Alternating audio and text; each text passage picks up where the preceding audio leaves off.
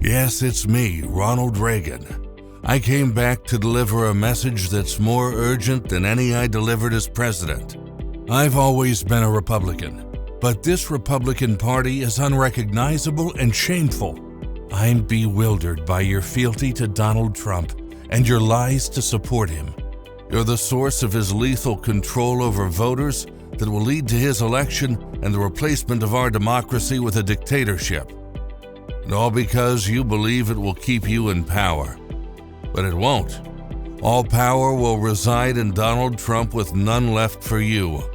More than 100 times the Bible tells us God hates liars. Proverbs 6:16-19, the Lord hates a false witness who breathes out lies. Proverbs 12:22, lying lips are an abomination to the Lord. And as to your respect for your constituents, Proverbs 26 says, liars have contempt for those they lie to. Tell them the truth and return the Republican Party to a party that puts country first. Mr. Johnson, you lead this group. What about Trump makes him fit to be president? What made you ask the Supreme Court to overturn the 2020 election? Donald Trump is a God-fearing Christian and proved it by appointing Supreme Court judges that rejected federally legal abortions. And that's more important than replacing our democracy with a dictatorship and electing a president who has no regard for our laws, the independence of the Department of Justice, or the truth? Let me answer for you. Evangelical leaders implored their followers, if you care about abortion, you have an obligation to vote for Trump, no matter how gross and wretched his behavior is. So you're willing to elect a gross and wretched president and replace our democracy with a Trump dictatorship in order to overrule the right of women to have abortions, even though abortions will still be legal in most states. Wait, Mr. Johnson, there's more.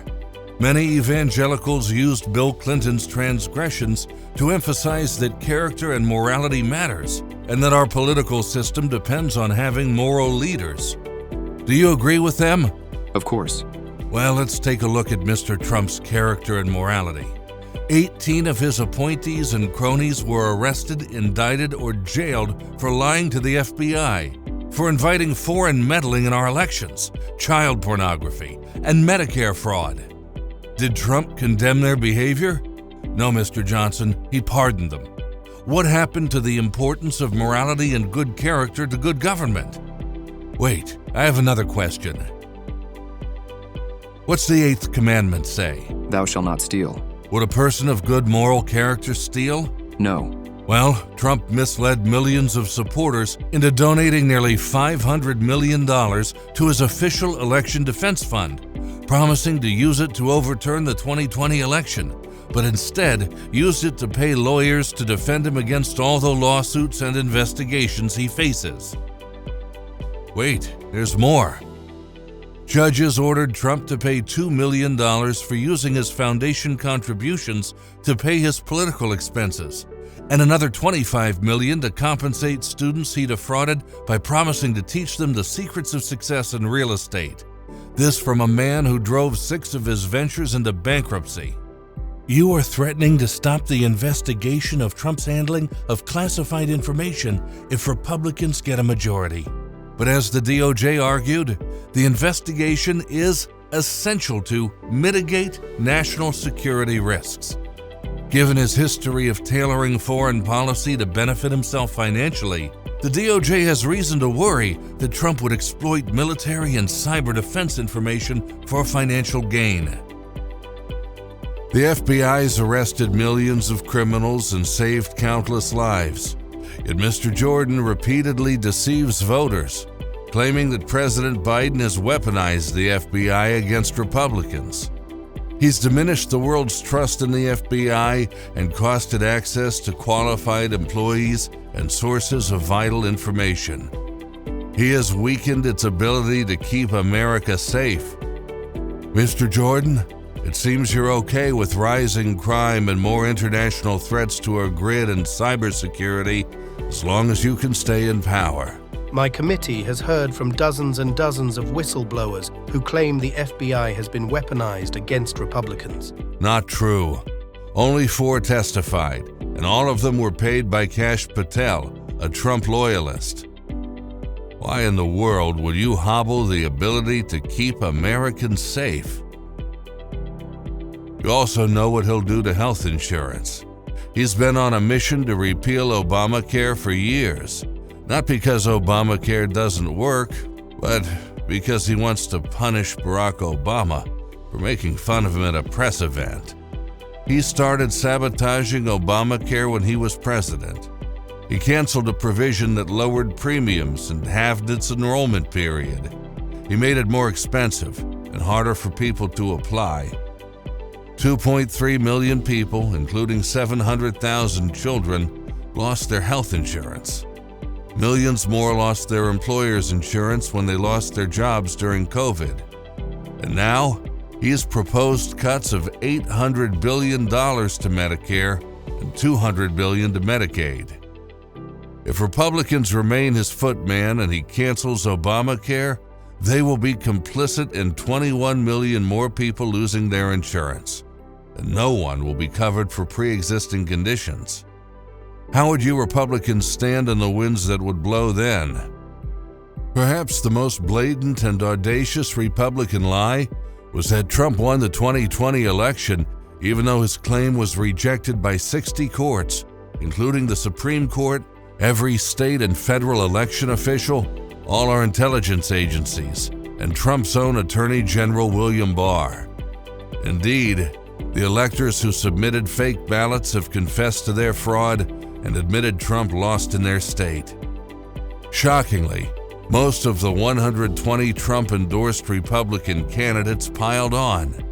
147 Republicans voted to overturn the election. Sadly, Trump and many of you convinced 70% of Republican voters that he won. It was a willful attack on the core of our democracy, the right to vote. It's a stain on the Republican Party that will take years to fade. I implore you, as the Bible tells us in John 8:32, and you will know the truth, and the truth will set you free.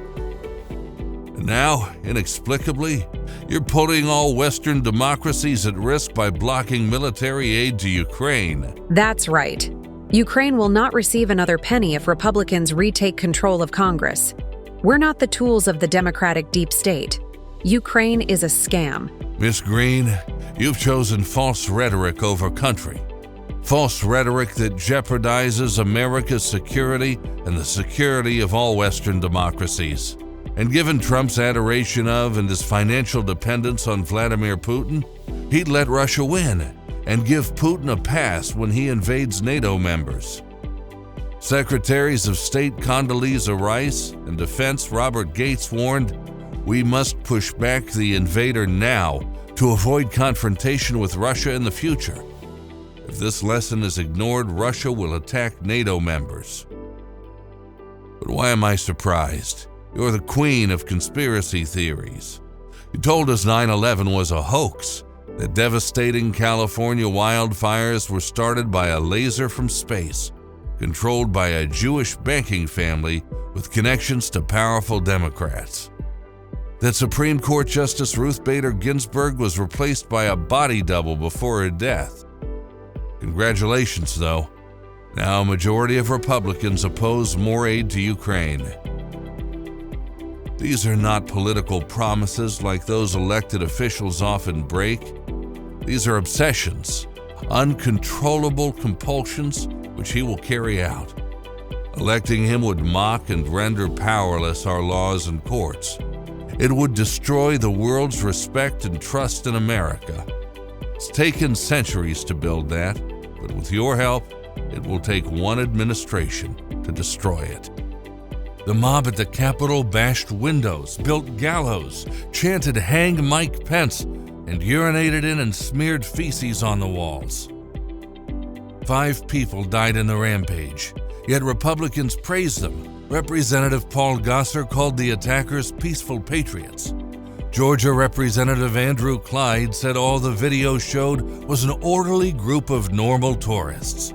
Senator Ron Johnson said, "I knew those were people that loved this country. that truly respect law enforcement would never do anything to break a law. Trump told us they went in and hugged and kissed the police and the guards. I've never seen such love in the air. The Republican Party officially declared the January 6th attack on the Capitol legitimate political discourse. Whether delusional, deceitful, or knowingly complicit, this party needs to reform and tell the truth to its followers.